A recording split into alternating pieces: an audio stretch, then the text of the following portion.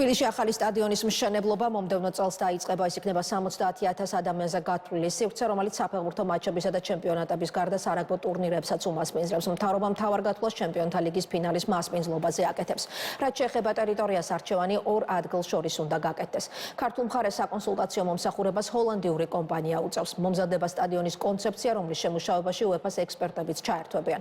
მრავალფუნქციური ობიექტის ბაზაზე საკონცერტო სივრცის მოწყობაც იგეგმება.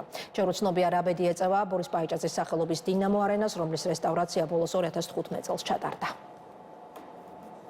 თბილისში ფეხბურთისა და რაგბისთვის განკუთვნილი ახალი სტადიონის მშენებლობის დაწყება ირაკლი კობახიძემ დღეს სამთავრობო კომისიის ხდომის შემდეგ დაანონსა. პრემიერ-მინისტრის თქმით, ახალი სტადიონი ქვეყანას შესაძლებლობას მისცემს უმასპინძლოს უმაღლესი რანგის მატჩებს. პრემიერ-მინისტრის თქმით, ახალ სტადიონზე სპორტული აქტივობების გარდა მაღალი დონის კონცერტების გამართვის შესაძლებლობაც იქნება. ირაკლი კობახიძის თქმით, ქვეყანაში აშენებული ახალი სტადიონი ხელშეუწყობს ქართული საკლუბო ფეხბურთის განვითარებასაც. პირველ რიგში არის მაღალი მოთხოვნა საგანგებო მნიშვნელობის მქონე მატჩებზე, როგორც მოგეხსენებათ, ჩვენი მოქმედი სტადიონი, დინამო სტადიონი, ბორის პაიჭაძის სახელობის სტადიონი იტევს მხოლოდ 54,000 მაყურებელს.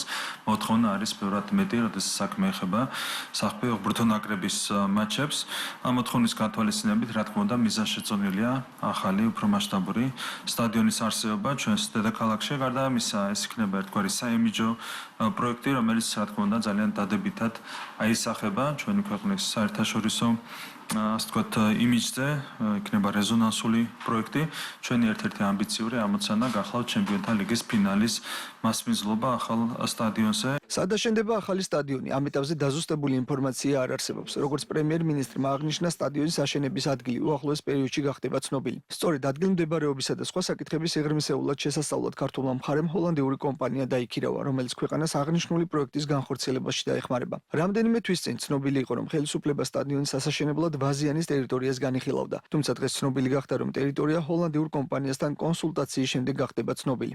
ჰოლანდიური კომპანია გაგვიწევს საკონსულტაციო მომსახურებას, შემუშავდება ერთგვარი მასტერპლანი, კონცეფცია ახალი სტადიონისთვის ჩვენს ჰოლანდიელ პარტნიორებთან ერთად, რომელსაც ჩართული ეყოლება მათ შორის UEFA-ს ექსპერტები. პროექტის მნიშვნელობაზე ჟურნალისტებთან ისაუბრეს მთავრობის წევრებმა. რეგიონული განვითარებისა და ინფრასტრუქტურის მინისტრის თქმით, სტადიონის მშენებლობა ქვეყნისთვის უმნიშვნელოვანესი პროექტია. ახალი სტადიონი ქვეყანაში სპორტული მიზნების გარდა კულტურული ღონისძიებების ჩატარებისთვისაც გამოიყენება. უპრეცედენტო პროექტის მნიშვნელობაზე ისაუბრა სპორტის მინისტრმაც. შალვა გოგოლაძის თქმით, ახალი სპორტული ინფრასტრუქტურის შექმნა ქვეყანაში სპორტის განვითარებას შეუწყობს ხელს. მრავალფუნქციური იქნება საფეხბურთო სარაგბო ღონისძიებებისთვის უმაღლესი დონის, ასევე გათვალისწინებული იქნება შესაბამისი საკონცერტო და ასე ვთქვათ კონვენციის ცენტრი, ანუ საკონფერენციო დიდი სივრცეებით, რომელიც რეალურად თავისი ფუნქციონალით წარმოადგენს და თავისი მასშტაბით წარმოადგენს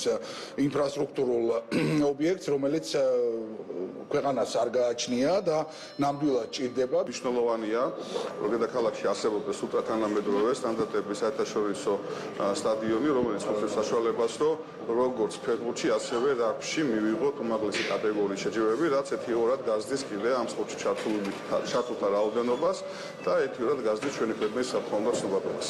სამთავრობო კომისიის ხდომას ესწრებოდნენ ფეხბურთის ფედერაციისა და რაგბის კავშირის ხელმძღვანელები. როგორც ფეხბურთის ფედერაციის გენერალურმა მდივანმა დავით მუჯირმა ჟურნალისტებს განუცხადა, ბოლო პერიოდში ეროვნული ნაკრების მიერ ჩატარებული წარმატებული მატჩების და ევროპის ჩემპიონატზე გასვლის შემდეგ ნაკრების მიმართ ინტერესი საკმაოდ გაზრდილია. პროექტის მნიშვნელობაზე ისაუბრა რაგბის კავშირის პრეზიდენტმაც. სოსო ტყემალაძის თქმით, იმის ფონზე, როდესაც საქართველოს ნაკრებს 6 ერში თამაშის სურვილი აქვს, ქვეყანაში ახალი ინფრასტრუქტურის განვითარება აუცილებელია. ტყემალაძის განცხადებით, სტადიონის აშენება ქვეყანას ფეხბურთის მსგავსად რაგბში მაღალი რანგის ტურნირებისა და მატჩების მასპინძლობის საშუალებას მისცემს. სპორტ ინვესტიციაც იქნება, ასე ვთქვათ, უპრეცედენტო და იმ კუთხით, რომ აღნიშნავდი, რომ ისაც დაუშვათ ფეხბურთმა მიღწევები, რაგბმა, როდესაც იტალია უელსის დამარცხება, იაპონიის და წელს სტუმრად ირლანდიას ველოდები ჩამოსვლას, გარდაულად აუცილებელია და ვფიქრობ, ზუსტად იმ დროს, როდესაც ეს მოედანი დასრულდება, მაყურებელიც და სპორტებიც იქნებიან, რომ იქ მოსული მაყურებელთან,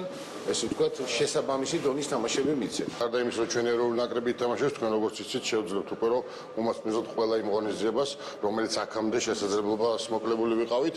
მათ შორის არის ჩვენ ფეხბურთის ფედერაცია, ყველაფერს გავაკეთებთ იმისათვის, როდესაც მზად ვიქნებით და გამოცხადება მომდევნო წლებში 27 წლამდე ჩემპიონთა ლიგის ფინალის მასპინძელი გარკვეულია უკვე 28-დან როდესაც გამოცხადება, ჩვენ როდესაც შევძლებთ, როდესაც მზად ვიქნებით, ყველაფერს გავაკეთებთ იმისათვის, რომ მოვიპოვოთ ჩემპიონთა ლიგის მასპინძლობის უფლება. ამ ეტაპზე ფეხბურთში საქართველოს ეროვნული ნაკრები საშინაო მატჩებს მიხეილ მესხის სახელობის ლოკომოტივის სტადიონზე ატარებს, რომელიც 20,000 გულშემატკივრამდე იტევს. მანამდე კი ეროვნული ნაკრები დინამო არენაზე ასპარეზობდა. თუმცა როგორც ფედერაციაში განმარტავენ, ნაკრებისთვის საშინაო არენის შეცვლის გადაწყვეტილება დინამო არენაზე არსებული ინფრასტრუქტურული პრობლემების გამო მიიღეს. არსებული ინფორმაციით დინამო არენაზე კონკრეტულ სექტორებს რეაბილიტაცია ესაჭიროება. თუმცა ის, რომ ეროვნული ნაკრების მატჩებზე მსურულ გულშემატკივართა რაოდენობა იმაზე მეტია, ვიდრე დინამო არენა ან მიხეილ მესხის სახელობის სტადიონი იტევს, ეს ბოლო მატჩებშიც აქტიურად გამოჩნდა. რაგბში ეროვნული ნაკრები კი მეტოქეებს ხშირად ავჭალის სარაგბო ბაზაზე მასპინძლობს. თუმცა საშინაო შეხვედრების ნაწილს ქართველი ბორჯღალოსნები მეტოქეებს როგორც დინამო არენაზე, ისე ვაკეში მიხეილ მესხის სახელობის სტადიონზე მასპინძლობენ. რამდენიმე წელში კი ორივე ეროვნულ ნაკრებს ახალი ბრიტანული სტილის ევროპული სტანდარტების 70,000 გულშემატკივარზე გათვლილი სტადიონი ექნება. დღევანდელ სხდომაზე კომისიამ რეგიონში სპორტული ინფრასტრუქტურის გაუმჯობესების მიმართულებით დაგეგმილ ღონისძიებებზეც იმსჯელა. მთავრობა ქვეყნის მასშტაბით 40-ზე მეტ რეგიონში სპორტული ინფრასტრუქტურის განვითარებას და ახალი სტადიონების მშენებლობას გეგმავს.